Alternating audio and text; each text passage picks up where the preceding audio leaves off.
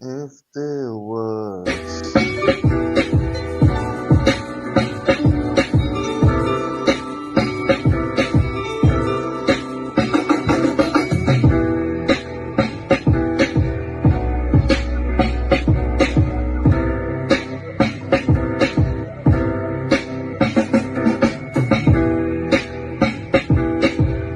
Your favorite rapper of all time.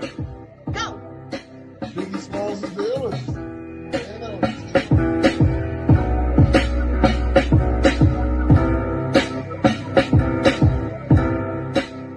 Occasionally, I do something called the 5-star shout out.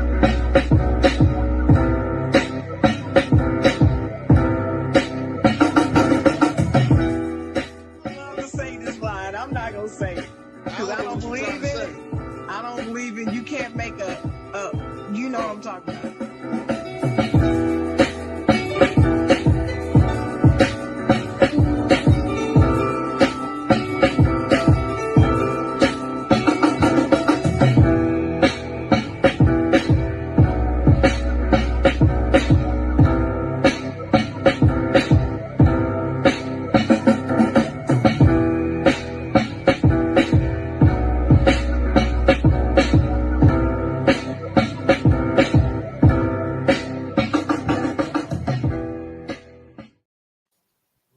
Good morning, good morning, good morning, good morning, everybody. Smells good over here on the other side of town, for real. Oh, But, ladies and gentlemen, welcome to the Side Jawn. How's everybody doing? I'm your host, Dennis Holmes. I'm here with the chocolate girl, good Shimmer. morning. Good morning. Glad to be here on Saturday, my favorite day of the week. What's up, Dennis? Can't believe we're in the building at the same time. Can't At believe the it. same time, can't believe it. It I is done real, made it. y'all. We're still co-hosting. I know y'all just been seeing one at a time lately, but it's been a juggle, All right. been a juggle. And we get around. And we try to do as much as we possibly could do. I've been working pretty hard lately. I ain't gonna lie to you. I've been working pretty hard, and as you can see, I'm on vacation doing the show because Mm-hmm. dedication to the show is real. Plus, I missed the chocolate girl, and we have a special guest in the building. That's right. We have Miss Tracy, formerly Family Court for New Jersey State. Am I talking about you from New Jersey State, right? New Jersey State, formerly Family Court, New Jersey Attorney. State attorney. Yes. I was about to say judge, No. attorney. Attorney. Yes, Yes. yes. I'm glad that you're here. I'm glad to be Um, here. Now I'm gonna give you a little Welcome, bit of welcome. background about me. Now, if you would have met me, I want to say 6 years ago, I probably had a whole bunch of crazy questions for you. But I've healed. Time went on. I had to rub it in like lotion. All right. I was part of the New Jersey court system situation. I still sometimes say F New Jersey child support. Still from time to time I say it, Yes, but you it do. ain't. It don't sting as much as it used to. That's what I'm gonna say. I had to rub it in like lotion. Yeah, That's what I that's was. usually what I get from people, especially dads who have to pay. I usually get that sentiment, so I understand. Yeah, Mm-hmm. yeah. But we gonna get on with the show. First thing I'm gonna ask you though, Miss Tracy, we ask this to all our guests. How was your week? My week has been a good one. I can't complain. It was challenges, but I made it through. Thank you. That is good to hear. That is good That's to hear. good. Chocolate girl, how was your week? I've actually had a fantastic week. Besides some shenanigans that happened the other day, Thursday, everything has been pretty good. Um, Still busy at work. Just glad to be working. I'm not on the unemployment line. That's a good Yes. thing. Um, Working for my sister. Her business is booming, going in That's what I'm new talking directions, taking on big things. And then the chocolate writer is coming along. That's my business for anybody asking. And yeah, and the NFL season is about to start. So I'm really, really excited about this time of year. about. Yes, How I am about you, too. Dennis? How was your week? Well, my week was good. Just a little unusual. Okay, now this is my second time actually flying with my passport. Okay, so last time I came to Dominican Republic, we got off at a regular terminal. You know, everything was just regular. We went through customs and everything. This Mhm. time, we got off in the street. You know, on the tarmac. Oh, okay, okay. On the tarmac. We got Got you. we got on the tarmac. Yeah, we got on the tarmac, and then we had to wait for a bus to come get us. Now, the heat level in Dominican Republic is hot as hell. Just want to let you know that. All right, it's hot as Yeah, hell here. So we yeah. waiting for a bus, and we all in there stacked up like sardines to get us the ride to go to the airport, Mm. which was weird. That was weird to me. That was number one.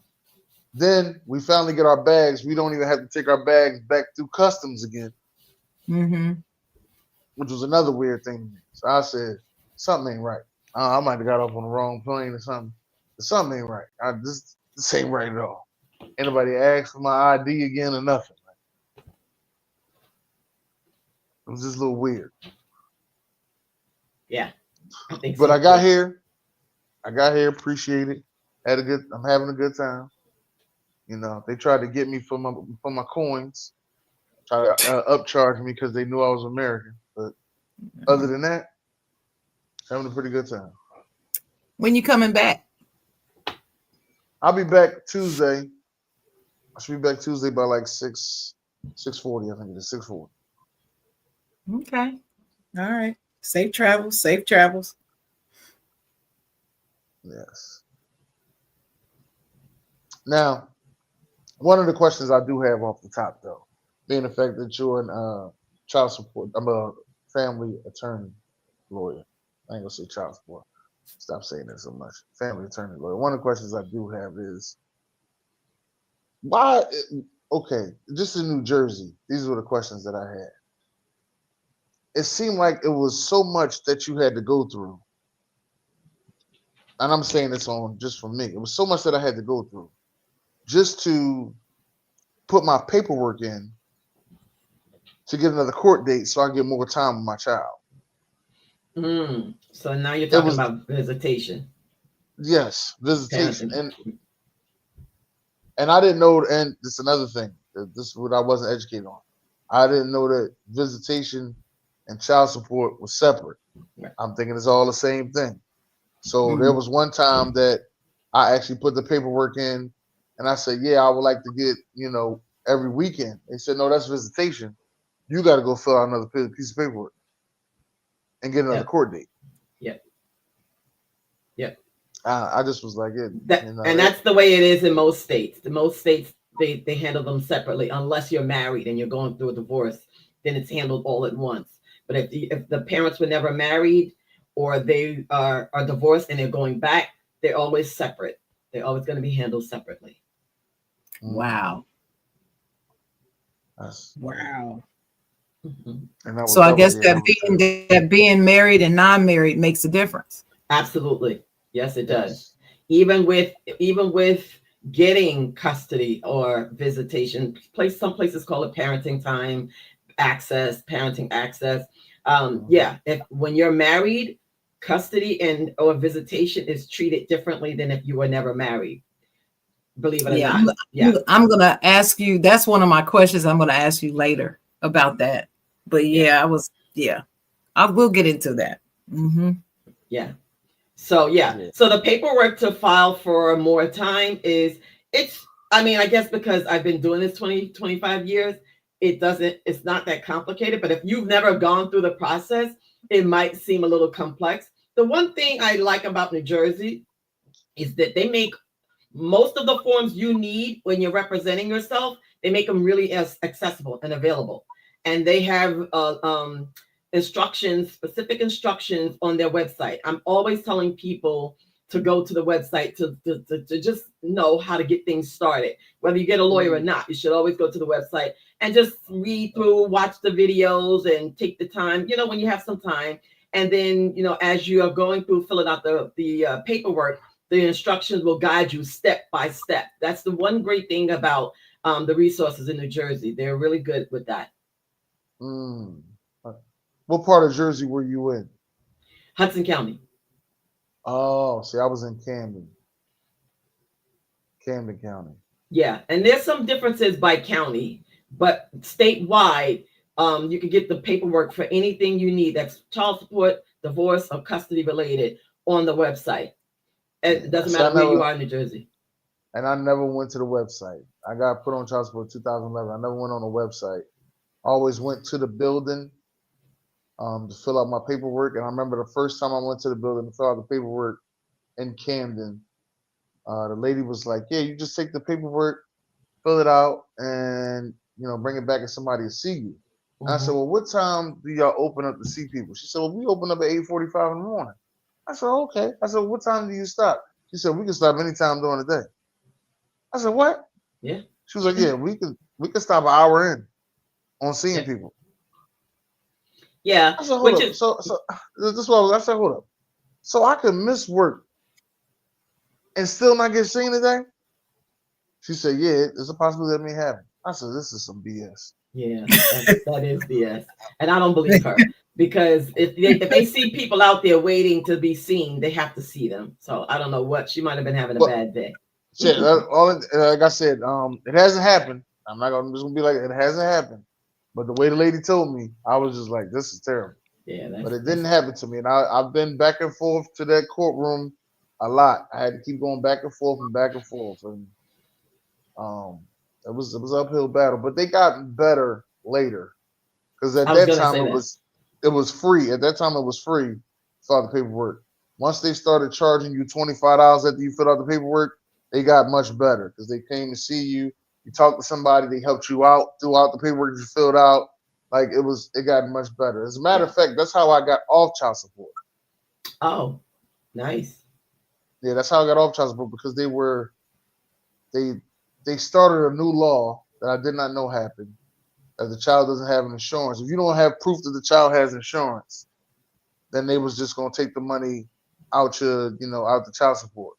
It's gonna add another $500 to it, and I didn't know that Mm. until actually my daughter's mother called me and told me that she's supposed to have another insurance. They keep saying you have it. Like I don't have no insurance card sent to the house. There wasn't no insurance card sent to the house till 3 months later.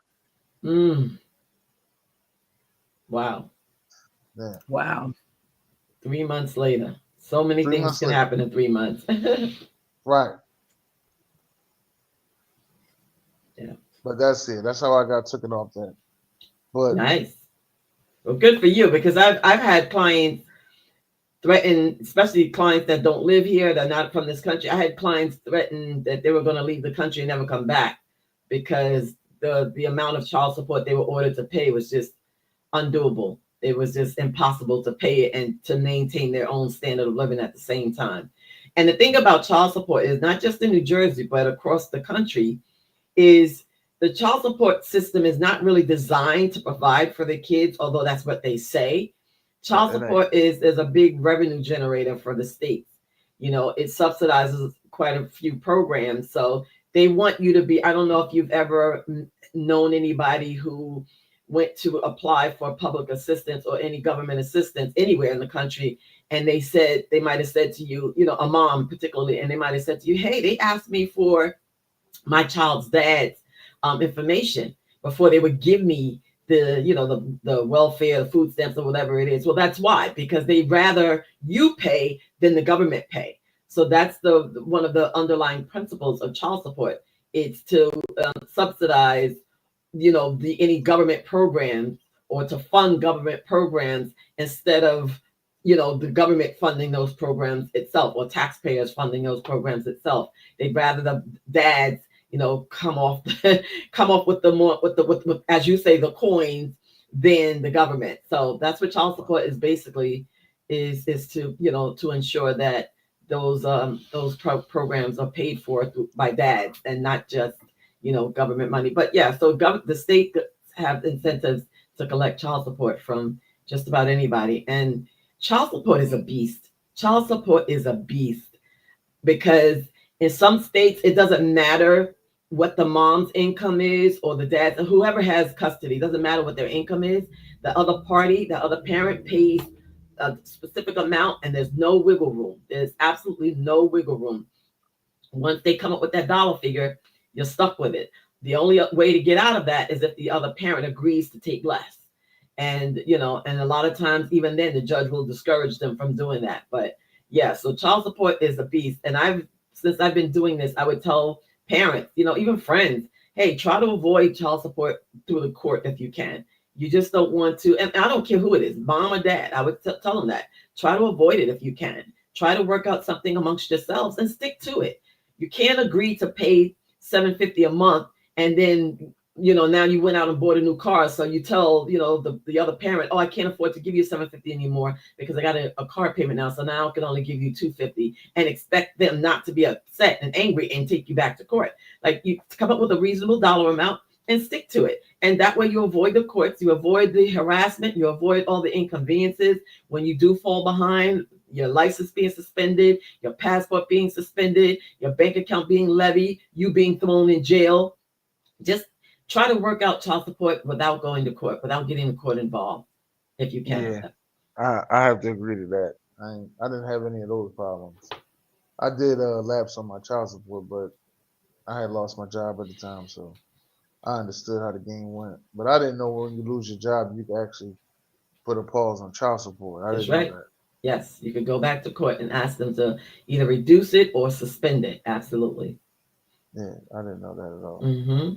Yeah, a lot of people don't know that, and I wish more courts would tell people that when they come there. Hey, say, listen, if you ever fall behind, just come back here. Don't just ignore it. If you ever lose your job, get underemployed, or whatever the case may be, just come back here and ask us to adjust it, and we'll take that into consideration. But don't just ignore it.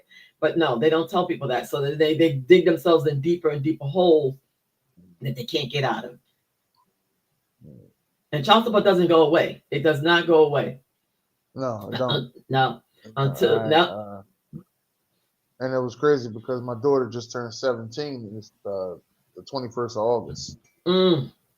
So I would have been celebrating my last year of child support this year. I'd have just been celebrating my last year of child support. And I heard some people actually say that when your child turns 18, it doesn't automatically go off. Sometimes you got to call them up. Absolutely. Let them know that your child is 18, which is crazy because they know that already. Yep. I have clients recently come reach out to me and say, hey, my daughter just turned in New York is 21. They were in New York and they said, my daughter turned 21. Do I have to go to child support and let them know that? I said, you better. So thank goodness he called, and all he did was call, because normally you're supposed to go back to court. But thank goodness he called the child support office, and they did. They terminated it for him. I told him, I said, you're very lucky, because most of the time you have to go back to court and tell them that. But yeah. Mm-hmm. Yeah, that's something I feel as though that they should already know. They already knew to take it, but they don't know to stop. I agree, but that's that. Remember what I said. It's a money generator, so they're not going to make things easier. The more money they get, and I don't know if you've ever noticed, or if you have anybody ever tell you that as well, that overpayments don't get reimbursed.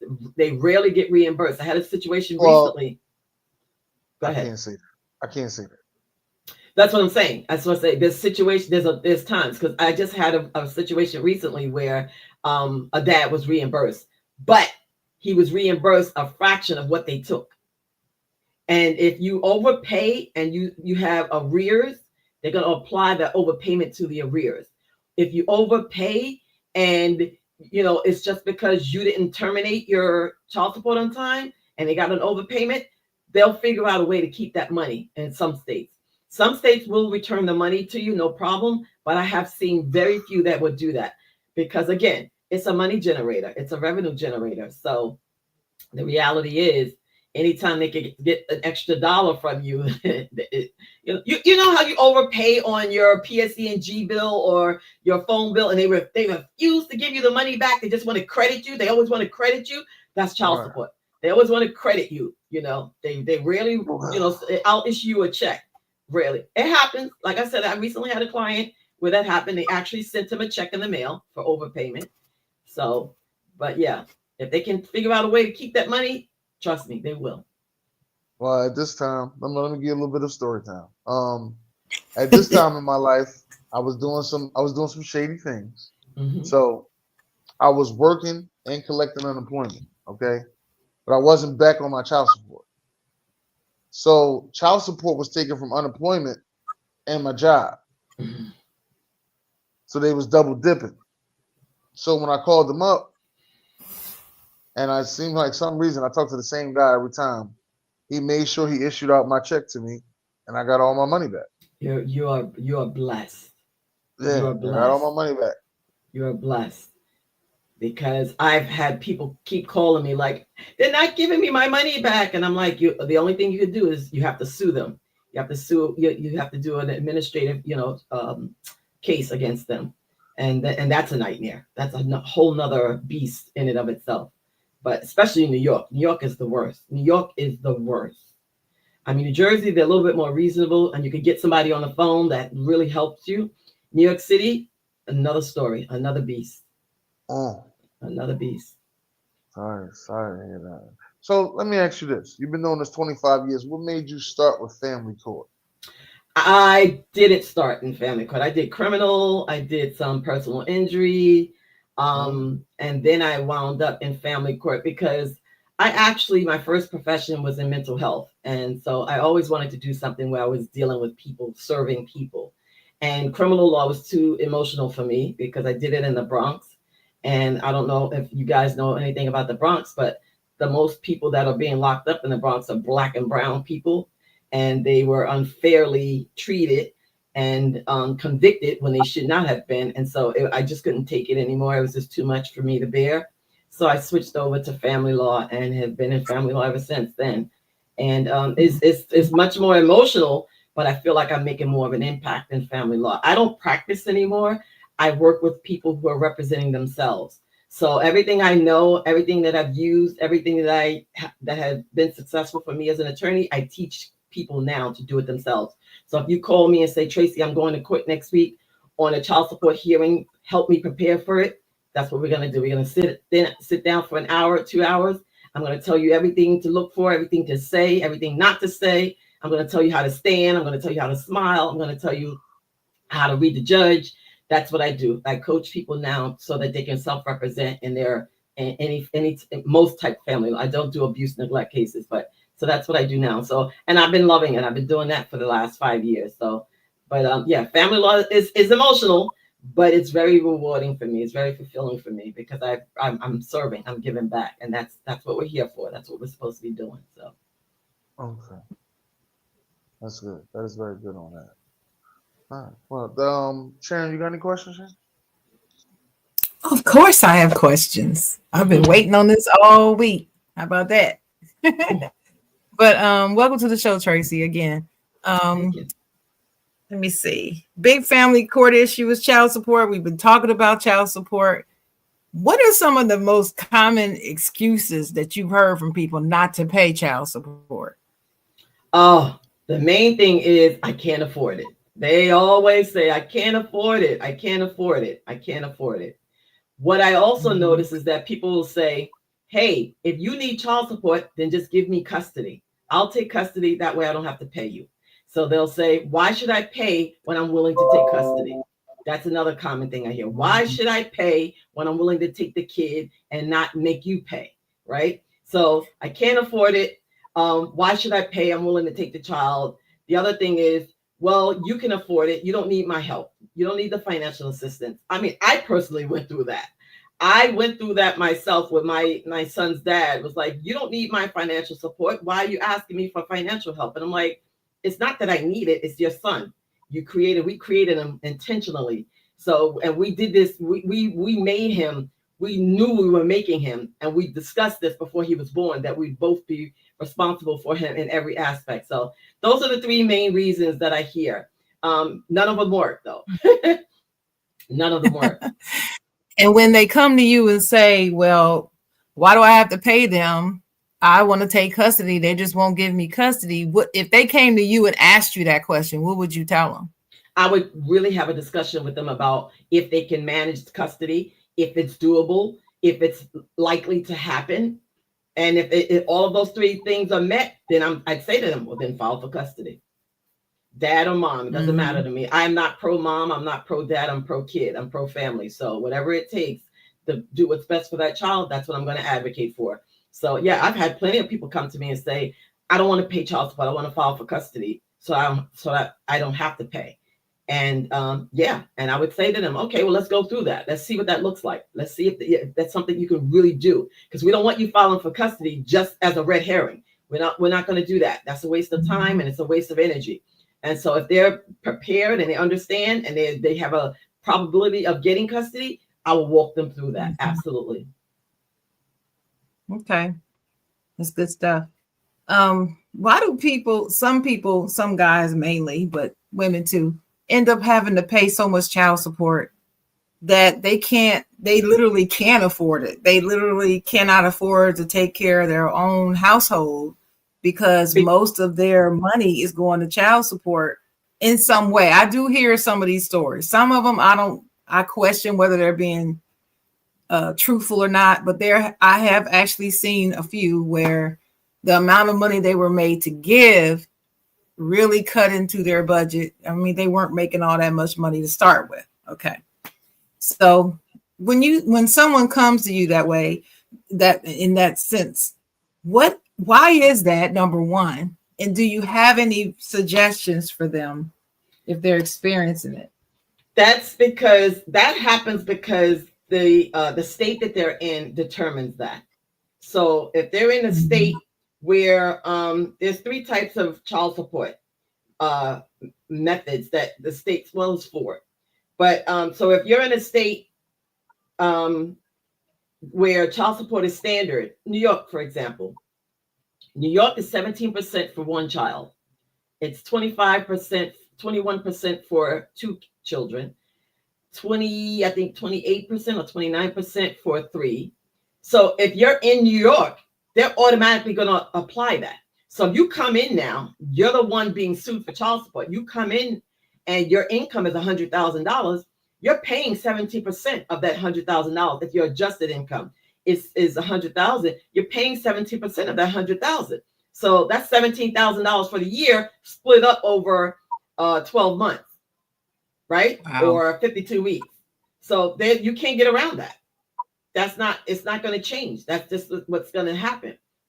So I had no idea they had specific percentages like that. I had never heard that before.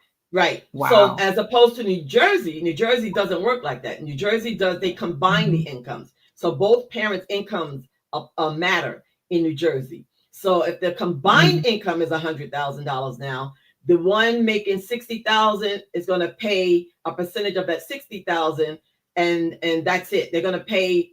So they're going to take the $100,000. They're going to determine the number of nights that the children spend with each parent, and they're going to come up with a dollar figure. That's how the calculator works.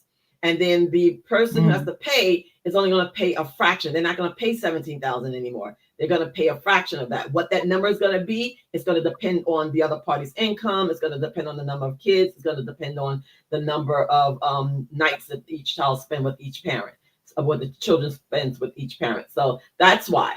So when you hear people say, oh, I pay so much in child support, it's just not fair. It's because that's just how the statute is written. That's how the calculator, that's how the state law is written. And there's really no way around that. There's really no way around that. The only way, and I've had people in New York, especially New York, I've had people come to me in New York like, oh, can you help? Can you represent me to get this child support lowered? And I would say, well, what are we lowering for? You got it through court, right? Yeah, but I can't afford it. I can't pay it. I can't pay my rent. I can't pay my car note. It's too much. Why didn't the court look at the rent that I pay in the car note? Because they don't care. They don't care. They're not required to look at that. And so they would come to me and say, well, I need this lowered. Can you help me get it lowered? So I would say to them, on what basis? On what grounds do we want to get this lowered? And they would say, just because I just can't pay it. Well, that's not a reason. Because if that were a reason, you wouldn't be here in the first place. It doesn't work like that. The law says they apply 70%. They don't take into account what your expenses are. They want child support to be the first thing that you pay off the top. And they don't care if you live in your car. That's just the way it is. God, man, people don't think about any of this when they doing the do, with somebody they don't intend to be with, exactly. And it just happens. They have a kid and it's like, well, you're not getting all this child support that you may need. I mean, looking at the custodial parent, They might need more than that 17% from the other person, but they can't get it because it's by percentage.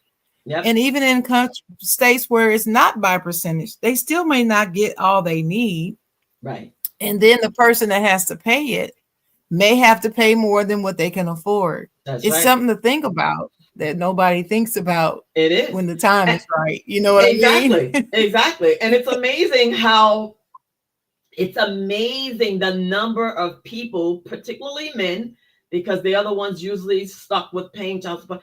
It's amazing the number of men that have no clue. They will just go and impregnate several women, multiple women, and just have no clue that child support is going to come up at some point. It's always like they're surprised when they're served with papers for child support. I'm like, yo, like, you didn't think that this was a possibility when you were, like you said, doing the do? You didn't think, oh, if I get this woman pregnant, she might take me to court and get child support. You didn't think that? No, they just, a lot of men, I mean, I'm talking 20s, 30s, 4-year-olds, still clueless, like they're not thinking that far. Mhm. I know me as a Right. woman, I'm thinking that way. I'm thinking that way. I wouldn't, hey, I'm not getting pregnant by somebody who can't contribute. I don't need them to give me 17%, but just contribute something. So if you don't have the means to contribute anything, or you don't want to, then we're not having kids together, because that's just that's just fair. But yeah, there's a lot of men out there who are like, no, I didn't think about that. Well, now you're here. So That's it right. happens all the time. Yeah. And women too. Yeah. Women too. You're right. Women too. We need to Yeah. think about that. Yeah. I always tell It's- young girls that we're the final gatekeeper of that happening. That's right. We have the final say. That's right. So we need to remember that. But let's move to co-parenting. You know, there can be co-parenting issues in family court, of course, that have to be decided. I heard you earlier say something about visitation is separate from child support, and a lot of people don't realize that. So here's my question. My first question on that is, who has usually the priority? Do courts tend to favor the mother or the father? Does it make a difference? And why does it seem to me, it seems like the mothers are given more of the benefit of doubt than the fathers are? It varies. It varies by state. It varies by county. It varies by judge. Some judges are pro mom. Some courts are pro mom. Some courts are pro dad. Some judges are pro dad. It varies. And this is why I do what I do now too, because there are things that whether you're the mom or the dad going to court, being brought to court, there are things that you can do to empower yourself. And that is finding out this information beforehand. The moment you know it's not working and you're about to break up and split up, and you think that there's a possibility of going to court or being brought to court, start doing your research. Find out who your judges are in your county. Because if you have 3 judges and any one of them has a possibility of being assigned to your case, get an idea of how they think. It's not hard to figure that out. It's not hard to find out. Every single judge in your county that decides custody or visitation, you can find out how they think just by going to listen to them. On another case, just go sit in their courtroom and listen to them. See which one is pro dad and see which one is pro mom, because it's not across the board. And some people say that it is. Yes, there is. It's New York is automatically pro mom. Well, maybe, but I've had judges in New York that were pro dad. And they'll say New Jersey is, automatically everybody in New Jersey is pro dad. Well, no, I've had some judges that are pro dad, but I've also had a lot of judges who were pro mom. So you have to be able to go in and hone in on your specific judge or your specific county. Find that out. You can find that out. And why? The ones who are pro mom, that's because of history. That's societal standards and norms and myths and all that stuff. Back when family court was created, it was automatic that moms got custody. Believe it or not, it was automatic that moms got custody because they were the nurturers. They were the ones that were usually the primary caretakers. They were the ones that usually did everything for the child while dad was out there working. So, some of that hasn't changed. Some of that hasn't changed as far as the court system, family court system has worked, the way it works, is they still have that mindset. And when I talk to mental health professionals and family court lawyers and anybody in the family ecosystem. Some of them still believe that. Some of them will still say, yes, well, children should be with their mom. I don't necessarily believe that. I've worked with some phenomenal dads. I've worked with some shitty, crappy moms. So it's not across the board. There's good dads and good moms. There's bad dads and bad moms. There's deadbeat dads and deadbeat moms. So equally, I met them all. I've been doing this so long that I met them all. Honestly, I can say I've been in situations where a lot of dads were shitted on, where they should not have been. They get a lot more often than I've dealt with. I've handled or worked with moms who were shitted on or dealt with horribly. So again, it depends though. But a lot of it is because of societal standards and norms that they believe that kids should automatically be with mom. But there's a way to shift that too. There's a way to get your, if you are a dad and you're trying to get custody or trying to get visitation, and you're in a county where most judges are pro mom, then there's a way that you can sort of shift that, where maybe you won't necessarily win custody, but you might get your voice heard to get something close to that or something above the standard. It may cost you a lot in money, time, and energy, but if it's worth it, then that's what you'll do. Mm-hmm. Okay.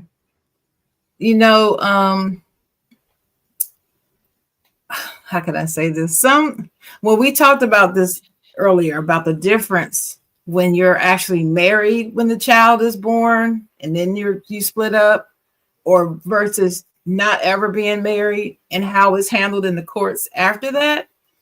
Talk a little bit more about that, because I can say in my personal life, I did experience that in Ohio, because that's where I'm from. And I believe I was in Ohio when I first found out that because my son's father and I were never married, when I went to enroll him in school, they didn't even want him to fill out the paperwork. We brought the paperwork to the school. We both filled it out. And then the lady asked me a question, have y'all ever been married? And I said, no. She said, well, we can't take this paperwork. I'm like, why?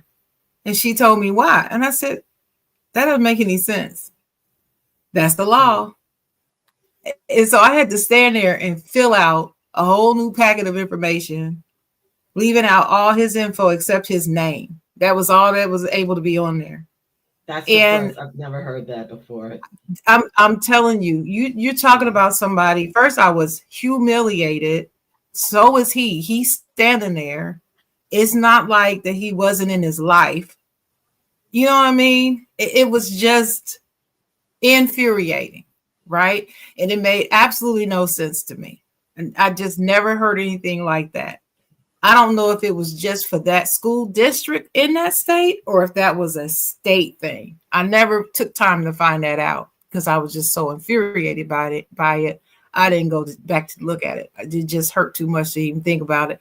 And people listening to the story would probably think, oh, that's no big deal. It's a big deal when you're in it. I'm just here to tell you. It makes you feel small. Even as the mother, it made me feel small, you know? Yeah. And then it really bothered him. It took him a few days for him to get over it. I'm sure. Yeah, it took him a little while to get over that. He was really upset.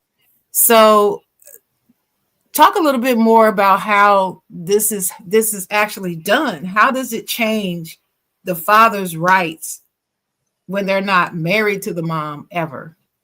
Well, there's a difference between, first of all, I think that school did that for other reasons. I'll just leave it at that. I think when any sort of government or quasi-government entity does things like that, where they exclude the other parent based on their marital status, I believe there's always an underlying motive agenda that they have that has nothing to do with you or dad. And I'll leave it at that. Because there's a difference between never being married and dad not being on the birth certificate and never being married and dad is on the birth certificate. So let's start there. The reason that people are treated differently with, you know what? Let me go back to the marital status. When you're married, you have constitutional rights that kick in. That's the underlying theme or principle why married parents or divorcing parents or divorced parents are treated differently than never married parents because of the Constitution.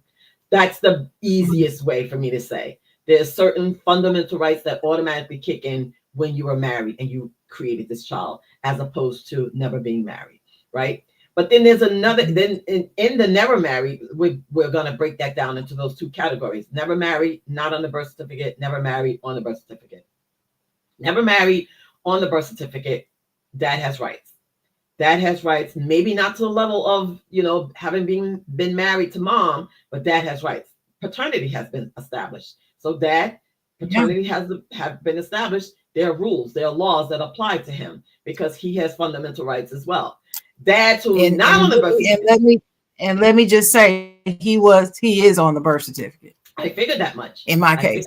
I figured that much. Yeah. No. I was just letting people know that's watching. Yeah. Well, let me tell you why. Let me tell you why I figured that. Because because I've been doing this so long, when people tell me stories, I automatically fill in the gaps, right? And the reason, ma'am. I do, and I automatically start to make connections with things. When you said dad was upset that this happened, a dad who's not on the birth certificate, first of all, is not going to come to the school with completed application, with mom. They're not going to do that. I've never seen a dad who's not on the birth certificate show up and be that involved, right? Well, I have, but it hasn't happened often. Right. So I assume that. And I assume that, that's the reason why you said he was involved and his feelings were hurt. I assume that because he takes pride in being dad. And that's why he's not to say that people who are not on the birth certificate don't, but again, based on my professional experience, there's a difference. So now that you're on the birth certificate, you have rights. You have rights to dictate, school, doctors, where mom lives or where mom relocates to. You have all of those rights. You have a say, you have a voice, you have a mouth. When you're not on the birth certificate, though, you're restricted, you're limited. You can't really say much. And it doesn't matter that you're there for the child, that you give mom money for the child, that everybody knows this is your child because they look just like you. It doesn't matter. Your rights are very limited because you're not even acknowledged as dad by being on the birth certificate. And so, if we had to put them in a chain or in a level of priority, married fathers and mothers, never married, but dad is on the birth certificate, and then never married, dad is not on the birth certificate. That's the hierarchy. And so, and again, most of it is because of rights, fundamental rights that people have to parent their kids, to have a say in their kids' lives, their education and their well-being, their religion, and all of those things. That's the reason. So that's how the courts look at you too. The court's going to look at never married parents with dad not being on the birth certificate. Dad, you don't have anything to say. You have to establish paternity first. You have to establish paternity first. You have to go and get a DNA test, or mom has to concede that you are the dad, and then we can move forward. But until that happens, you have no say. And so, or as opposed to if you're in court and you were divorced, you're divorcing, or you were divorced, and that's when you had the child, you have every right. Everything mom can do, you can do. So if you want to go on vacation out of the country, do it. If you want to take the kids and just move out of the house without telling the other parent, do it. Your rights is equal to mom. And then the middle one is, you never married, but dad is on the birth certificate.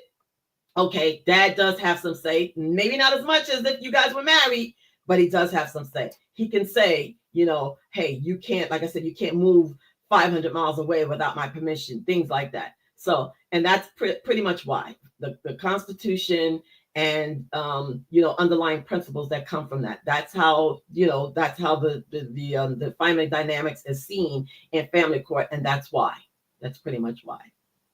So much to think about. It's so much more to think about than people think about, to be honest with you. Mm-hmm. And I'm saying that to myself too. But very interesting. Let me see. I had a question that came to me and I lost it quick as that. But there are times when, I don't know, there are times when I'm looking at some of these cases as a lay person. sometimes I feel like the mothers are not being fair to the fathers. And here's what I mean. I understand that things didn't work out between the mom and the dad. They break up, dad's over here, has new people in his, family and all that. And the mother is over here talking to the child about the father, about how much of a deadbeat he is, how he hurt your mom and cheated on me, and he did this and he did that, and he's a POS, and he's this, that, and the third. And then it creates resentment in the eyes of the child, right? And I'm sure there's a name for that, something like, I forgot what the name of it is, but talk about that a little bit and how this happens. And what advice do you give? I'm going to say particularly women who do this, because I'm always talking about this to young girls about, Yes. You break up with the father, you standing around here talking about him all the time and bringing them into the situation by telling them what the guy did to you to cause y'all to break up. And I just don't feel like that should be told to children. I just really don't. So not at can all. you speak to that a little bit? Yes, those are early signs of parental alienation. Those are the introductory, low-level signs of alienation. And I see it happen all the time. And that is a big pet peeve of mine. And dads do it too, but I see a lot of women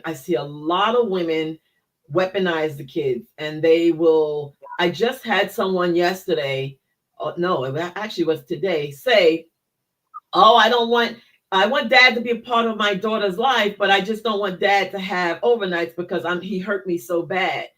And before I can answer, somebody else answered and said, what does that have to do with the child, though? Child and dad's relationship has nothing to do with what he did to you. Like, you need to let that go. Right. You need to get some help. You need to do whatever you need to do. But to say that you don't think that, you didn't say anything about, I don't want her to have overnights with dad because dad is unsafe. You said because he hurt you. Well, separate that. Right. You deal with that. That child has nothing to do with that. And so, yeah, I'm a big, that is one of my triggers, is when I hear women say things like that all the time. They don't even have to say, I don't want dad to have time with the child because they hurt me. A lot of times they'll say, oh, I just can't imagine splitting my time with my child, not seeing my child 50% of the time. I can't imagine that. What am I supposed to do at that time when they're gone? And that, you figure that out. That's your problem. You figure that out. Get a hobby, get some friends, go to therapy. You'll figure that out. But to center your, I'm serious. And this is, the way I'm talking to you is the way I'm talking to them. Because it annoys me. It annoys me. It irritates me to no end to hear women say things like that. I did all the work for the child. I'm the one that took them to school and it doesn't matter. It doesn't matter. They're dad.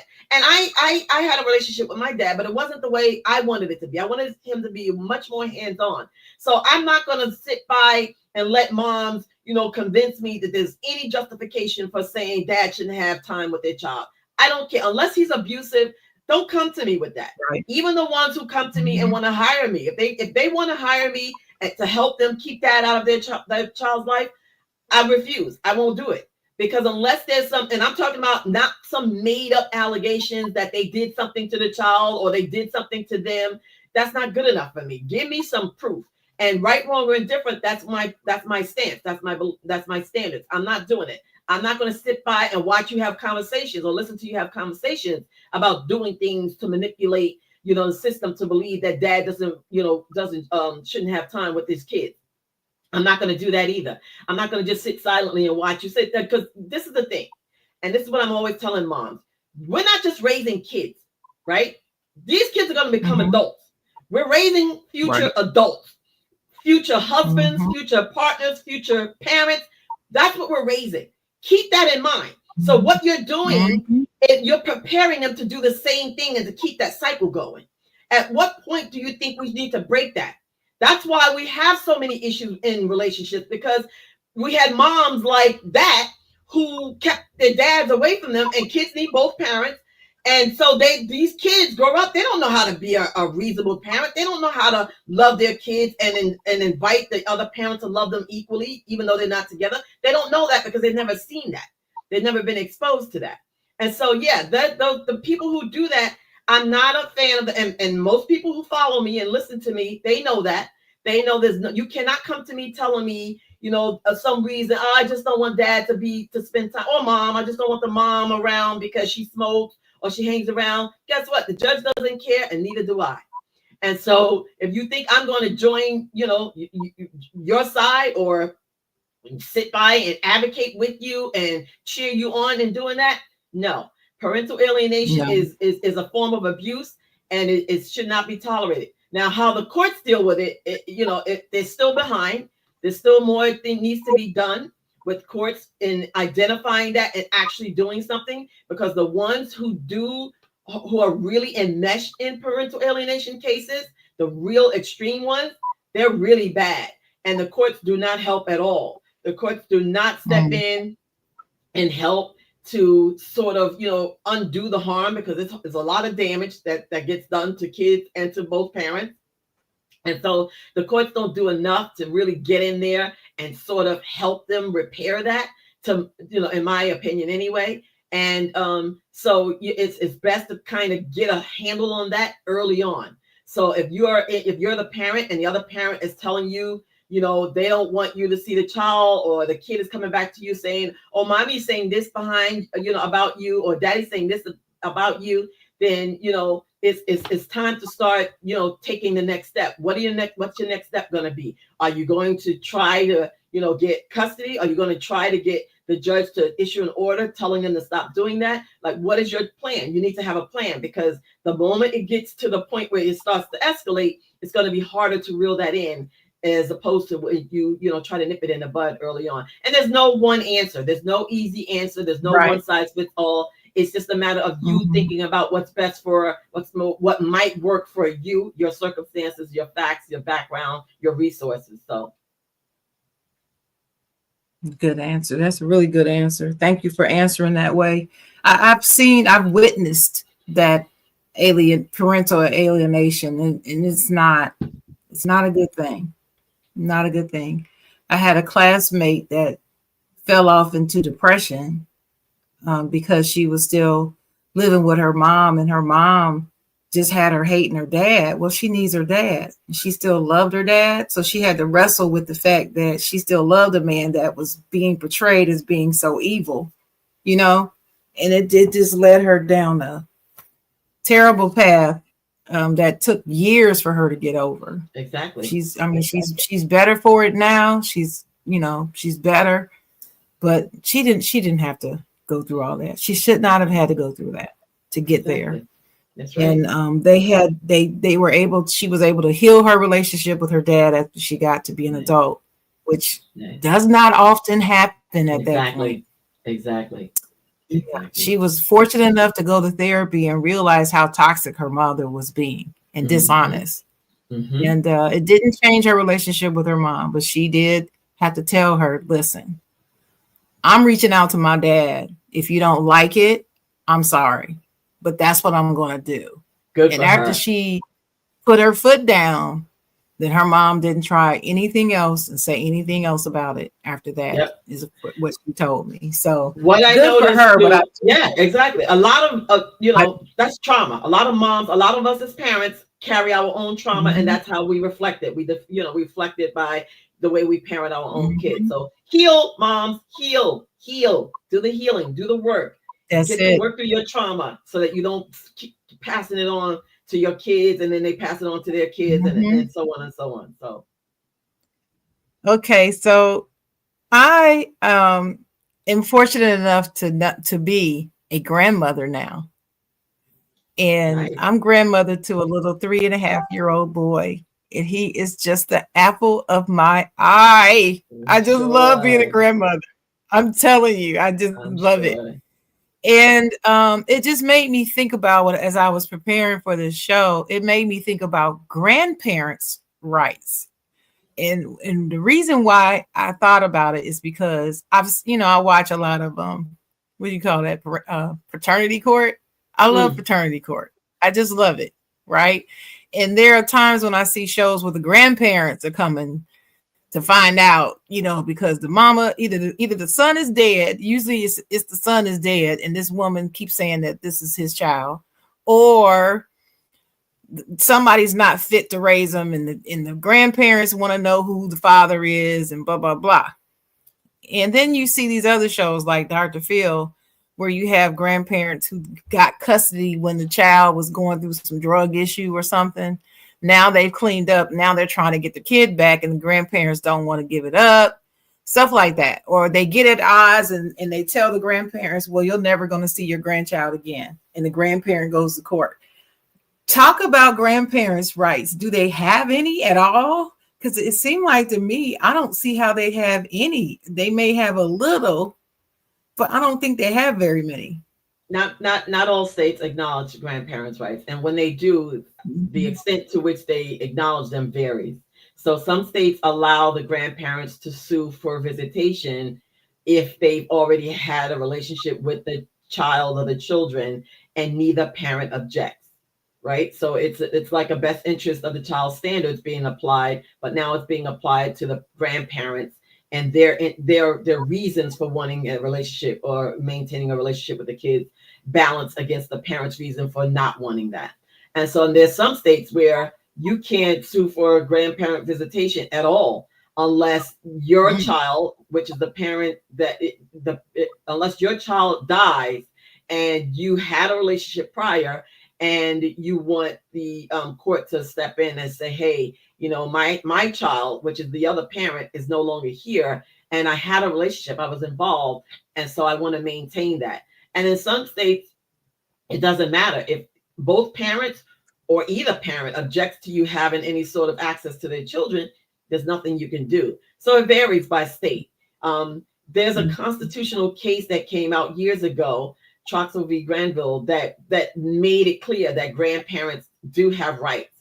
But when that case was done, when that case was decided, a lot of people thought, hey, yes, that means any state, as a grandparent, you could go to court and just sue for a visitation. No, that's not what it meant. It just acknowledged that the states can actually come up with laws regarding grandparents' rights, but the states get to choose how those rights are going to be exercised, how they're going to be implemented. So you need to find out in your specific state what the rights are with grandparents. I know New York, you cannot. There's no basis. If the parent, either parent objects to you having access to their kids, you don't have standing. You can't. There's no grandparents' rights in New York. So I'm not familiar. I'm not sure. I never had a grandparents' right in a case in New Jersey, so I don't know. But yes, it definitely varies by state. So you need to find out exactly what the state laws is. And anytime you're thinking about going to court or somebody else is taking you to court, always start by finding out what the law is. It's easy. Google it or chat GBT it. Grandparents' rights in Nevada, grandparents' rights in California, and it'll tell you. And therefore you'll know, instead of wondering, it's just this, people tend to forget that, hey, there's information everywhere. You can just find it out. And I'm saying that because a lot of, I think I've had 2 grandparents' rights cases in my entire career, because that's how infrequent I've ever had it brought up. It's not something that I see or hear very often. I just don't. So. Okay. That's good to know, though. It's always good to know. Especially, it's good to check out what the laws are in your own state, because you're right. They're so varied. I don't think there's any state that's alike in everything anyway. Exactly. But moving on to something else, power of attorneys and medical power of attorneys. Sometimes people put these mechanisms in place because they become incapacitated in some way. Is that handled in family court, or is that handled in another type of court? No, you don't need court for those things. Those are what we call transactional things. So you can just you can do it yourself. You can do a power of attorney, a medical power of attorney, a healthcare proxy, wills, living wills. You can do that yourself, but a lot of people get lawyers to do them, but you can do them yourselves. That's what, websites like LegalZoom, that's what they do. And you don't really have to go to court ever for those. The only time those issues come up in court is if somebody's objecting to them or they want to void them for whatever reason. But yeah, you can, but that's not considered family law. That's considered estates and trust and wills law. Okay. So if they protest it, it'll be handled in that type of court. Yes, probate court. It's usually Okay. probate or Probate surrogate's court. court. Yes. Mm-hmm. All right. Now, before I bring Dennis back in, you have a very interesting workshop that I saw on your Facebook page that I have got to ask you about. Because Yes. it says using AI to beat a rigged family court system. And I was like, huh? When I first saw it, I breezed on by. Then I said, wait a minute, did it say AI? And I went back and I'm like, I never would have connected AI and family court. So That's why talk I'm just doing for the a course. minute about that. Yeah, Yes, but that's talk that, about yeah. that because that is so exciting to me. And talk about it and how people could actually attend. Yes. So nowadays, since the pandemic, self-representation or pro se or pro per, whatever it's called, wherever you are, is becoming a thing. It's becoming a huge. There are so many people choosing to represent themselves in their custody cases, in their divorce cases, in anything family court related, and they're doing it successfully. They're actually winning, because I don't think anybody wins in family court, but a lot of reasons why is because of AI and other technology. And so there are people now who they'll draft their petitions, they'll do the discovery, they'll prepare for hearings, they'll do all that using AI. But I want people to use AI responsibly. So using AI to create a document that you're going to submit to court without looking at what AI prepared for you is irresponsible, because AI is not 100% accurate. There's usually some sort of inconsistencies in it. They can be really monotone. So add that human element to it and make sure what AI prepared for you, that it actually meets the muster for, because you're submitting this to the judge. You want the judge to take you seriously. So I created the only one of its kind, because I've been researching this issue since earlier this year. The only course of its kind is going to teach people, not lawyers, because every AI course that I found in law was geared toward lawyers.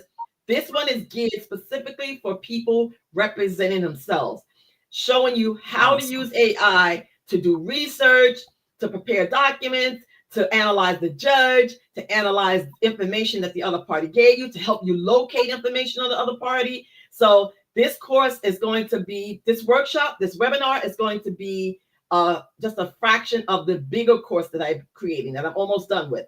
But this webinar is free, September 24th at 6 p.m. on via Zoom. It's limited number of seats.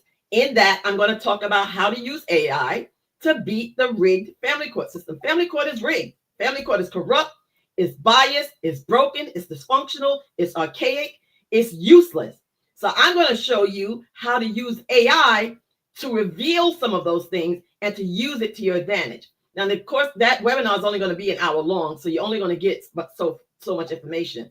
Once you take that, though, you'll want to take my full course, because the AI course that I have in family law is about 20 modules long. It's hours long, but it breaks down every single thing you need to know about family court and how to use AI to deal with every aspect of family court. Everything that you come up against that's constantly doing this to you, that course is going to cover it. And it's going to show you how to use AI to help you deal with all of that and get through all of that. So, but the webinar, yes, it's September 24th at 6 p.m. Sign up now. The link is so long. I don't know the link offhand because it's a long link. But if you go to my social media page, the Divorce Solutionist on Facebook, you'll see the link. You'll see it there. But yes, so I'm excited because, again, this is the first one of its kind. This is probably going to be the only one of its kind, because nobody does what I do. Nobody helps self-represented in family law like I do.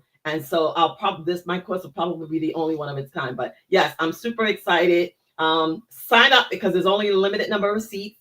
And then there's a VIP option where you can pay $77, and everybody else will be, kicked out of the webinar, and we'll go through everybody's case and we'll come up with one issue that they have, and I'll tell them exactly how to use AI to address that specific issue if they pay the $77 for the VIP option. So, yes, I'm excited. Thank you for mentioning that. Yeah. I'm excited. I'm excited for you. When I saw it, even before I knew that you're the only person that do that. That's even more exciting. So, yeah, I'm gonna make sure I sign up. And tell my sister too. Yes. But Dennis, you need to sign up. Yep. Well, It's so. I ain't having no more kids. No. I'm not either. I'm not either. But it doesn't. It's not just about kids, though, That's is it, yeah. Trey? No, not at all. You'll learn No, some it's things not just about about AI that that. you can use in anything. Yes. And you can, if you're Mhm. not going to show up, just send it to, spread it to other people who you never know who needs to know that information. We Oh, never know. I That's got right. some people that need to know it though. Yeah. I got some So, people they call That's me right. up all the time with their situations, and exactly. I be trying to tell them, since we on that situation, I'm gonna ask you something that I tell a lot of people that they should do, and you tell me how hard is the process because you've been in it for 25 years. I tell a lot of guys that if you don't want to pay a lot of child support, you need to make sure that you get split weeks. This is what I tell them. So you gotta make sure you get split weeks, and you have to prove to the court that you can get that child back and forth to school on them days that you got that child. This is what I say to them because this is what I've seen. Because when you go to child support Mhm. where I was at, they just say be there at 9 o'clock. You may not see the judge till 1 o'clock, but you gotta be there at 9 o'clock. So now you watching everybody else case, Of course. and you scoping around, and you realizing this guy owed 20,000. Why he ain't in jail? I'm sitting over here owing just 3,000. You know what I mean? They threatening me. But anyway, leave that part alone. Yeah, Um, well, some of that is true. Again, that depends because that's not the case in every state. There are some states where if you have 50-50, that's called 50-50 custody. It's not shared custody, it's not joint custody, it's 50-50. If you have 50-50. 50-50, Okay. if you have 50-50 in some states, yes, that negates child support from either parent. Some states it doesn't matter because if you have 50-50 and one parent makes 150,000 and the other parent makes 50,000, then the judge is going to they're going to make the other parent they're going to make the parent pay, that earns the 150 pay the difference. So they're going to calculate what child support would be based on both parties' incomes, and then they're going to make the other parent who has the 150, the higher salary, pay the difference to the other parent. So, and I see dads think that a lot. I see a lot of dads when they're telling me they're going to go to court for 50-50 custody, I automatically assume that that's why they're doing it. Especially if they've been hands off and then all of a sudden they want to be, Disney dad. A lot of times I assume it's because they want to not pay child support. And I say to them, well, you better find out what the laws are because you're going to be in for a rude awakening to find out that you still have to pay child support if you're the higher earning parent. And so it depends on where you are. You have to find out exactly what the rules are wherever you are in the state that you're located in. Yeah, I seen this guy in Jersey. He owned his own business. At one point, he was paying his ex. I think it was almost $5,000 a month because he lived somewhere different. So then he ended up moving around the corner from her, and they got split weeks, and it went from $1,000 a month, $5,000 a month, all the way down to I think it was $200 a month. And That's she was great. in there. She was pissed, Of course. Of and course. I was like, you should have moved. That's the only thing I'm thinking. Like, you should have moved. Yeah, The exactly. closer he got to you, the more you should have moved. Yeah, because now he's able to really be hands on. Right. He's able to take them to the extracurricular activities, to their doctor's appointments, their dentist appointment. He's able to keep them after school instead of paying after school care. Yeah, so yeah, the proximity of by which they live, that makes a difference. Yeah, in Yes, a it state like does. New Jersey, that doesn't matter in New York. That doesn't matter in New York. It makes a difference in New Jersey, but not in New York. See, Okay. you always have to find out exactly what the rules are, the laws are where you are. All right. Well, I do got one thing I do have to read. Now, I do have a scenario I do have to read.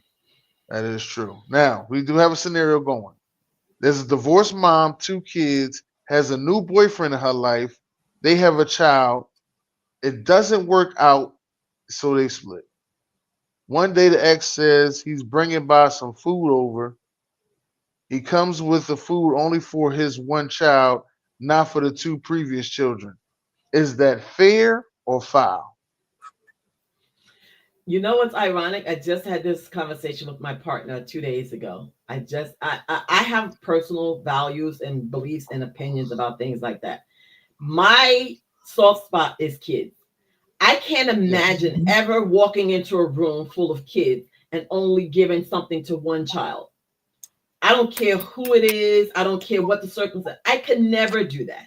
If I don't have enough to provide for all kids, I'm going to take my kid with me to get them this food, let them eat it there, and bring them back. Or if I bring them back with something, I'm going to bring, and I can't afford to bring all three back a meal, I might bring them some fries or something. I just, as a person, a compassionate human being, can never fathom any man or woman who thinks it's appropriate to make kids feel inferior or bad or not good enough just because they're not a blood relative of theirs. I just don't condone Yes. it. Amen. Oh, I I'm agree so with that. with you. Now, kids, like I always Mm-hmm. say, the kids is innocent, and there's some That's kids in right. now. I'm a firm believer in f them kids. I'm a firm believer, but I only say that the kids that are entitled, that feel as though they ain't eat peanut butter and jelly, that's beneath them. They Yeah, want, where the steak at, stuff like exactly. that. That's my other Yeah, trigger. Yeah. Entitled kids. I can't stand no entitled yeah, kids. yeah. I Yeah. can't stand on Me that. either. F them kids. I say that all the Where time. the Sharon lobster at? always tell Where me the stop lobster? saying it. Yeah, but I say it all the time. F them kids. No, I don't say it. Mm-mm. I say it. Because I'm not gonna say Yeah, it. But anyway. yeah. But So I have another one. Oh, go ahead, Dennis. I'm sorry. I'm always gonna feed the kids. Now you can't call Mm-hmm. me for no other things. Like you can't call me and say, "Oh, I need you to help me get sneakers for Johnny." You need to call Johnny's dad. That's right. I ain't gotta I get no agree. sneakers. You need to call Johnny's dad. I agree. I agree. I agree. That's a I different agree. situation. Now, kids need to eat. They're gonna eat. But Right. I do say though, Dennis, if he's gonna come over with sneakers for Sam and leave Johnny and Christine out, I don't feel like he should bring them over there. I feel like he should take them away and give it to them, and not do it in front of the other two kids, because Well, Okay. I've had kids situations like that are too. very Yeah. very sensitive, and they're easily made to feel less than easily. Well, That's just how I feel. And You got to be I careful how you understand do that. Yeah, that I agree. things. I mean, there's no one easy Mhm. solution, because unfortunately, there's circumstances where there's multiple kids and there's multiple dads, and one dad might have more means than the other dad, or then maybe those other dads might be absent. But I'm a human being before I'm anything else, and so like as I mentioned, my soft spot is kids. I'm not going to do anything Take that it. I know Yeah. is going to put kids in a position where they feel like, well, why am I not good enough? So if I might like you said, I might just keep tell dad keep those sneakers at your house because my other two kids can't, they're not going to have those kind of sneakers. I've had moms though tell me that they took the kids the sneakers from the kid got back to the store, got the money back, and bought all three kids the same kind of sneakers. Now that's wrong. To me, that's wrong. If you're the one that's dad crazy. who's involved decides to buy their kid $150 sneakers, and your other two kids can't afford to get $150 sneakers, it's not for you to take those sneakers back, get the 150 and buy three $50 pair of sneakers. Mm-mm. That I don't think That's that's right I either. agree. I Yeah, agree with you. I agree with you, Tracy. That's wrong. yeah. But because I I've heard that honestly, Yeah. happen. I would be, and I'm one of them dads. I would be looking for. Now I brought you outfits to go with these sneaks. We just put them other sneaks on. I don't put them raggedy ass sneaks on. I got you. Put them other sneaks on. I got you. I ain't got no other sneaks. What do you mean you ain't got no other? What? That yeah. Yeah, Mm-mm. yeah, Mm-mm. yeah. I Yeah, mean, I've heard, Oh that's no. a yeah, yeah. I've heard it all. I've heard I all had kinds never of heard of things. anything like that. I Yeah. have not heard anything like that. That is terrible. I just I couldn't get down with that. But I have another scenario. Child support. It's another child support question. What is it supposed to be spent on? Is It's spending it on the upkeep or the appearance of the custodial parent fair or foul?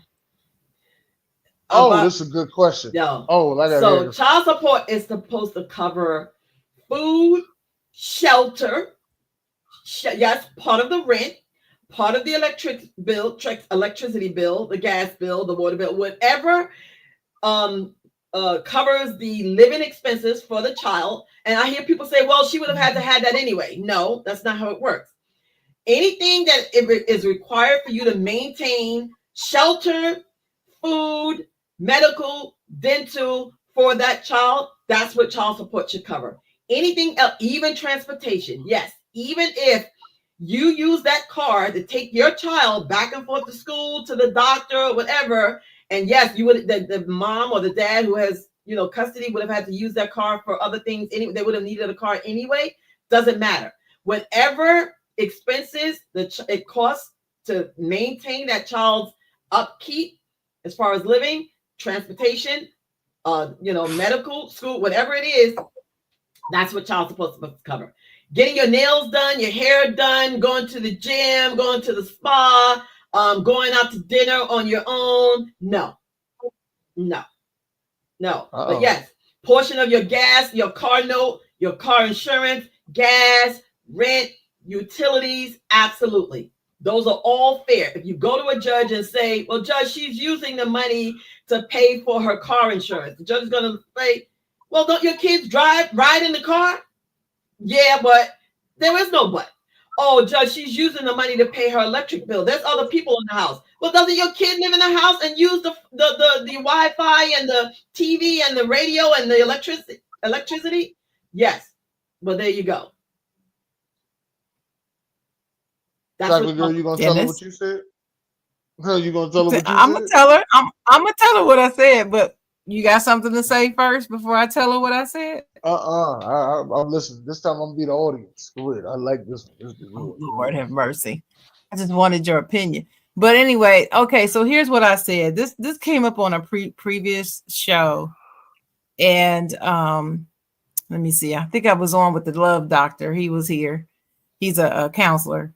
And I said, when it comes to child support, I said exactly what you said. It's whatever it takes to take care of that child. I said, the only time I see hair and nails or any type of personal upkeep on the custodial parent is warranted to be spent on is if they have a job where their appearance is paramount and their job depends on their appearance. If you're a supermodel, your job depends on your appearance. If you're an actress, your job depends on your appearance. If you are the CEO of a company, your appearance also is part of your job. Yeah, and that agree. Is the case. If you're a news anchor, a weather woman, anything like that in the public eye like that, you cannot show up to work, no makeup, hair just pulled back in a ponytail. I agree. With no nail polish on. But why would that be why would that be the other parent's responsibility though?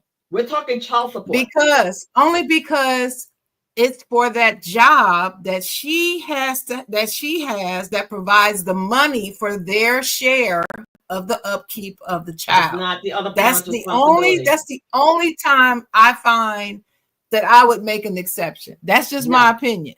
Now, anything else, and I get some people thinking that she's just like a teacher. She's a teacher, and she just wants to look good. No, hair and nails, no. Gym membership, no. I agree with you on that, but I feel like it's specific to what they have to do. Like if they're a model, you have to. That's part of her check of getting her check. And that's why she needs to take her check. I get it. Because if you go to a judge and say that, the judge is going to look at you like you have two heads. Why is that the other parent's responsibility? Her maintaining a job, her doing what it takes to maintain a job has absolutely nothing to do with the other parent. So whether that means getting her nails done, her hair done because she's a model, whether that means paying her dues because she's a life insurance broker and that income is going to help her take care, that's none of the other parent's business. None of it. Oh, I get that it's none of their business, but It's only not the their only way I'm responsibility. looking. I know look what at. you're I saying. I agree. get it, and that's I an agree. interesting I perspective. agree. That's a very interesting perspective that you mentioned. I I agree. never even thought I, about that. I never no, even I thought about that. neither. I had neither until somebody came to me. Somebody brought that to my attention. This was not, Sharon's, just bright idea. And I was like, well, I can kind of see how they could say something like that, but anything else, no, no, they're not supposed to be paying for you to look good. No, that's not what the other, and vice versa. If it was the man, it's not just about the woman, it's about the Right. man. If the man is a custodial parent and he's a model, I can see that. But if he's just a teacher or a garbage man or works at the Walmart or something, then no, she doesn't have to care. So this is what I'm saying. When we pay child support, should we be able to dictate how it's spent? That's my question. Yeah, I mean, honestly, I think so. I mean, I agree. I agree because I see a lot of misappropriation with child support, a lot. I do And I too. think it's unfair. I think it's unfair, and I think it's inappropriate. So yeah, if there was like a child support fund, that way the paying party can see what the money's going to. I would support that. I'd be a big supporter of that. That way they can sort of watch and monitor what that money is being spent on. Because if you're saying that you're and a lot of moms would say to me, I can't believe you're saying this, Tracy. Whose side are you on? I'm not on anybody's side. I'm on the kid's side. But I think I'm on the kid's side. Yeah. And I think when you're getting $500 or $1,000 or $5,000 of child support, then you should be using that money to better the life of the child. And it doesn't mean you looking good, for your job is going to better the life of the child. I just don't believe that. And so, if there's, of course, there'll be gray areas. Of course, there'll be gray areas. And how you deal with the gray areas, I don't know. Maybe have a monitor, determine that. But I think that if you're getting 500, 1,000, or 5,000, you should be spending that money on the child. If you have excess money, if there's money left over, and you paid all your expenses, I don't think that says, okay, well, I get to go on vacation with this money. I think you should be putting that money aside just for the child, just for something happens for the child. Absolutely. Yeah, I agree with you on that. Yeah, the stuff like the going to the vacation and buying the Louis Vuitton shoes, and I've seen it and heard about it, and it's bad. I feel like it's awful. I agree with you on that. The misappropriation of funds is crazy. Yes. But then that causes the man to say, hey, I don't want to pay her child support because I think she's spending it on some other dude. Yeah. Yeah. And see, that comes up. Yes. And I hear guys using that as an excuse not to pay child support because they think that they're going to automatically spend it on some other man. Where does that even come from? I don't even understand that. Because it does happen. It's not automatic, but it does happen. It happens a lot. It happens a lot. It happens a lot. I watched a situation where a girl wouldn't pay the guy's cell phone. Yes. As soon as she got the child support money, wouldn't pay the cell phone. Yes. Or did she put the money back when she got her own money? She ain't have her own money. She ain't no job. Oh, see, that's a whole nother story. Yeah, exactly. That's a whole nother story. Yeah. If you don't have a job and you're relying on government assistance, should you turn over custody to the other parent? That's a great question. Should you? I would say no. It depends on, you know what? No. This is what I'm going to say. It depends. What kind of parent are you? Depends on the what I'm going to say. That's it. It depends. All right. If you are a built to be stay home dad or built to be stay home mom, then that is your job. All right. That's what you are. You are built to be stay home, stay in mom or dad. That's your job.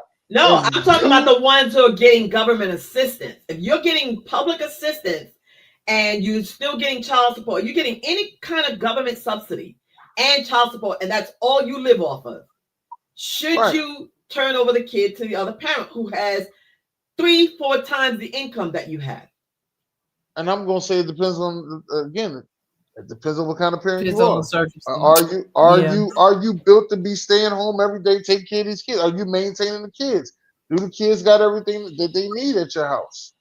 You know, it's some people. I know some people out there that depend on government assistance completely, but you wouldn't know that looking at them. I only know that And because they I know and them. they use it the right way, right, Right? They Dennis? They use it use well, it for what it's for, and they use it the right way. and they got a little bit of back alley stuff they doing. But anyway, they don't Of interfere with course. nothing else. Of course. Yeah, Of course. they don't interfere with nothing else. But you know what I mean. A couple under the table jobs, but they make sure that they maintain. The kids got everything that they need. Money is not none of the reasons that they have. And this woman that I knew at the time, the father could come by and get the kids anytime he wanted them. There wasn't no issue. Wasn't no child support, none of that. But she was completely living off of government assistance. Completely. Section 8 household, everything. I don't have an opinion either way. I just wanted to put that question out there because I get asked that quite a bit. I get asked that a lot. That's Well, why I the say mom, it depends on the yeah, thing. and it depends. It depends. I think it depends. I think there's always. It I don't think does. anything is black and white in when it comes to Mhm. topics like that. When it comes to custody Yeah, and things like that. yeah, I agree with you on that. It's on a case by case basis. Exactly. Exactly. Now we was talking about those after school programs, right? And extracurricular activities that your kids do. Those are mandatory within child support once you put it in court, or you have to put it like how does that go? It depends on where you are. Some states is an automatic. They call them automatic add-ons, so they automatically add them on to child support. Some places not automatic. You have to bring it up, and the judge gets to decide whether or not they're going to be in addition to child support. So it depends on where you are. Hmm, okay, I didn't Interesting. know that. That was very interesting, right there. All right, now I got a question. This ain't a child support question. This is more of a relationship question, right? Now this got to do with me, and I had this conversation with my sister about 2 years ago. And I just thought I'd bring it up right now because y'all too, y'all ladies, y'all been around before the cell phone age, Shout out, you know, shout dating out to out there. Maureen, So, right, friend shout of out the to show. Maureen. So, me and my baby mom, we have a child together that's now 17. My baby mom also has another child that is now 7 years old. So a couple years ago, her and her mom lived together, and her mom had to get back surgery, and she needed some help with the kids.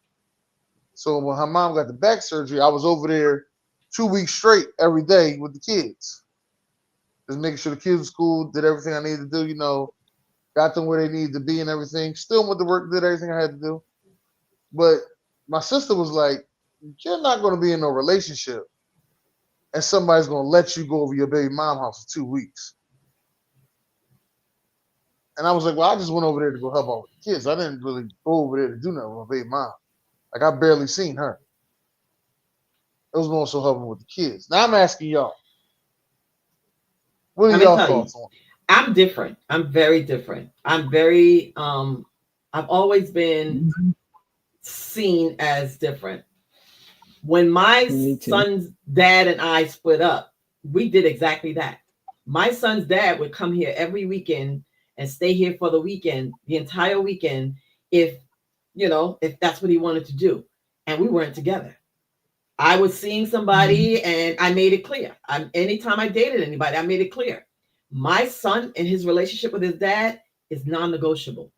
It's not up for That's right. discussion. It's not up. So if you have insecurities, because that's your insecurity. If I'm telling you there's nothing going on between me and my son's dad, and you don't believe that, that's not my problem. That's your problem.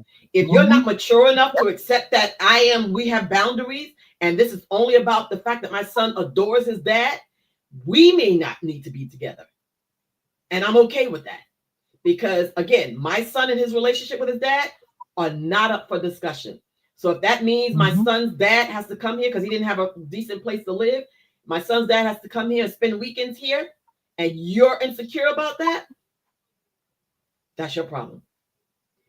And so I'm Yep. different than that. And I hear a lot of women say that, oh, you're crazy, or how could you? Listen, I've Mm-hmm. always been that way. I've always been that way. I'm not walking around, even if I was dating somebody who said, you know what, I have to go to my ex's house because I have to help her with our child, and I'm there. Listen, I'm going, and this is what I say, because I've had that happen to me. I said to them, I'm going to trust you because you're telling me that that's all it is. You're an adult. I'm not chasing you. I'm not snooping around behind you. I'm not Amen. doing any of that. I'm Amen. a grown person, and so are you. You get to make grown decisions. If you decide to cross those boundaries, knowing that it's going to jeopardize you and me, that's a decision you need to make. I have no input on that. So, yes, I'm going to trust you because I want you to trust me. So, if that's what you're going there for, fine. Some people say, well, you're pushing him into her arms. Listen, what is meant to be will be. What is meant for me Wow. will find me, and I will keep it. I can't go to sleep at night worrying about what he's doing over there. He told me there was nothing going on. I have to trust him until I don't trust him. I have bigger and better things to be worried about than what he's doing over there. And again, I have my friends who think I'm crazy. To this point, they think I'm crazy. Like, how can you be so? I'm elevated. I'm beyond all of that. I'm mature. I can't, So I don't know if I'm the best person to ask that question. No, I think you are the one. And this is another place that you and I are aligned. I'm the same way. And I say this all the time on this show. Dennis can vouch for that. I'm not like most women. I'm not insecure like that. If I had I'm going to say on both sides of it too. If he came to me and said, Dennis, if you and I were dating and you had to go stay over there 2 weeks with the baby mom for that reason, I'd be like, go ahead. Do I need to bring you something? I would call you on my way home from work over there with the kids and say, hey, you need me to bring you anything on the way home? That's me, because I don't have that type of insecurity. I'm just like you. I say the same thing. I'm not chasing anybody.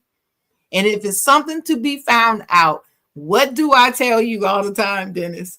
God's going to bring it to me and make it plain. So Yes, I it do. don't worry You about said. stuff like that. On the other side of it, as the mom, let me tell you what I did, Tracy. My son's father and I broke up when my son was only 6 months old. So he was little. So it wasn't a matter of he even had a chance to even grow into adoring his dad yet. But I felt, listen, I don't want anything to come in between his ability to parent his little boy. I don't care if things didn't work out with us, but I didn't want him to have any excuse either as to why he couldn't come see his child. I didn't want to hear in the street that he's out here saying that I'm keeping him from his father. So I said, here's a key. See, I went even further. I don't recommend other people do this, but this is what I did. I gave him a key. And where I was living at the time, I had a screen door. And I would keep my front screen door locked, but I never would lock my back screen door, like the storm door. And I told him, anytime you want to come over here, I said, you don't even have to call first. Just come on. You got a key, you can come in. So if I'm sleeping, don't hear the door and you want to come in, just come in. I don't care. Because nothing is going to keep you from seeing your son. That's right. After I said that, I never had to go. I never had to go running around trying to get him to come see. When you gonna come see? I never had to worry about that. That's right. We didn't go to child support. You know why? Because he would come give it to me. He would come ask me, what do you need? I would tell him, here you go. Walk out. Anytime that he was over on that side of town, he was so respectful. He would call me and say, I'm coming. But the fact that I told him he didn't have to, he really felt, and so there was nothing keeping him from his child. That's right. And I didn't tell many people this story, but the couple I did were just like your friends. You crazy. I would never do. Well, that's you. That's right. I know who I'm working with. I know who I am. Exactly. And I know who he is. Exactly. I know what type of man I know him well. Yep. And I know what makes him sit up and straighten up and fly right. I know what it That's is. right. That's right. And so no Yeah. matter who he was dating and who I might have been dating at the time, I would tell him, look, son's father got a key. So if we sitting over here and he comes in the house, that's the way it is. That's the way it That's is. it. That's it. And if my son is over there with him and he calls me and something is needed, I'm dropping That's it. everything to That's it. That was me. That was me. if you cannot handle that, I said the Yeah. same thing. Yeah. Then maybe we don't need to be together then. That's Maybe right. I'm not the one for you. That's it. And I'm okay You with know, that. maybe Mhm. I'm not the one. Yeah. So yeah, I'm so Dennis, that's my answer, just like hers. I wouldn't care. And I believe that the women who do care are insecure themselves. They That's got how their I own feel. insecurity. Yep. And no Yes. shade to And that's them. It's just that they have their no insecurities. shade. You know. Mm-hmm. Right. That's their insecurity that they need to grapple with. It's not yours, That's Dennis. right. So you have to decide if you're going to give in and not go because of that insecurity or not. That's up to you. And you know, I'm always telling you, I don't know about these girls you getting this information from, but what kind of girls these are. But Right. yeah. No, that was just me and my sister. We were just talking. She was like, Yeah, I know. I "Thank know. I mean the other people who may be, giving their opinions you." Oh, about it. and she was just telling me. She was like, I don't know who. She was like, I don't know what woman is gonna go for that. You being over your baby mama house for 2 weeks. I was like, I well, wouldn't I just care. let her know. I wouldn't care. Just do what you got to do for your children, and children That's come it. first. I'm That's like it. Tracy, like you. I have a soft spot for children and the elderly, both, and I Me too. just protect them at all costs. Me too. I don't care Me about too. me, but don't mess with my children, and don't mess with the grandparents over there. Exactly. Do not Me do too. it. Those are my two soft spots. Absolutely. Yep, Yeah, that's it. hmm Yeah. they do go together like You got hand in anything glove. else, Mr. Dennis?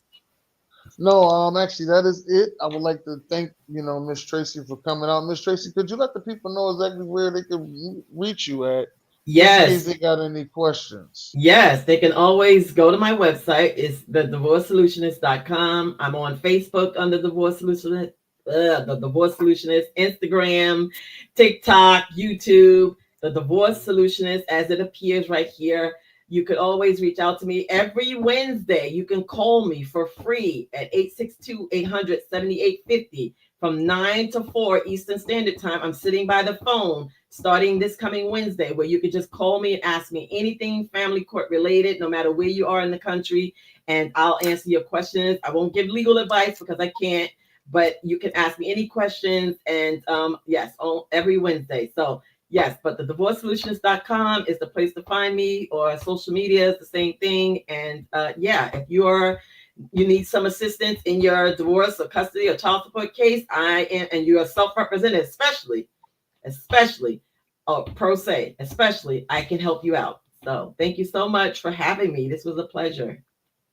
And Yes, you said that definitely. number 862-800-7850. That's correct. All right. And what time did you say you're available? Between 9 Wednesday. a.m. and 4 p.m. Eastern Standard Time on Wednesday. That's what I Yes, got. every Wednesday. Okay, great. Sharon, send me that number and that information, because I gotta ask her a Yeah, question. I'm gonna put it in the All chat. my Yeah, I'm gonna put it in the chat as well. I always put it in the chat, that type of I'm gonna ask a information. But question offline.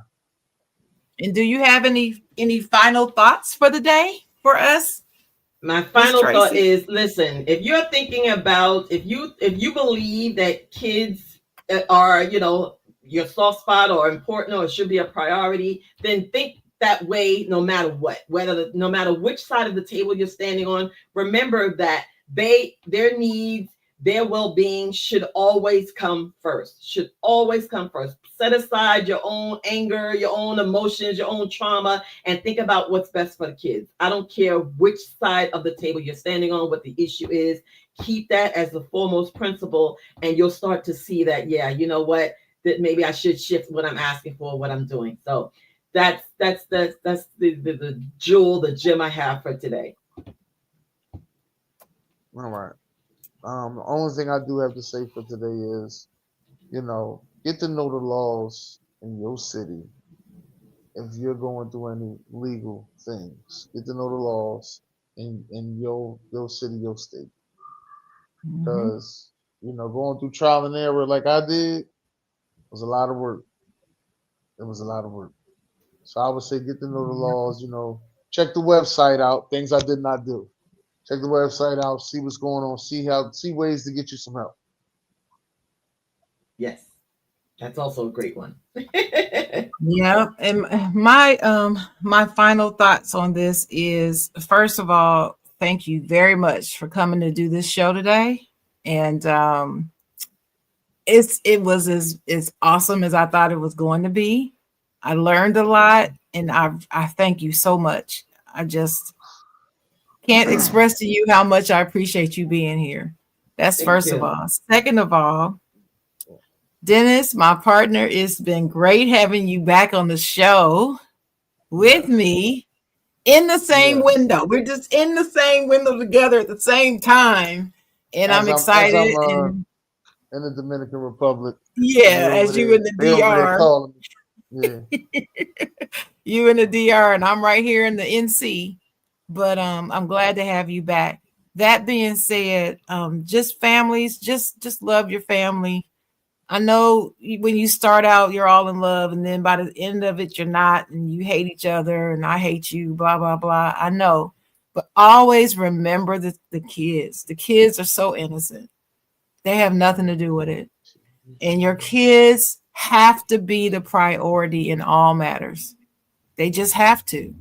And when you decide that you're going to have a child, that's a decision that you're supposed to make, that they come first, and you have to show it, you have to live it. You can't just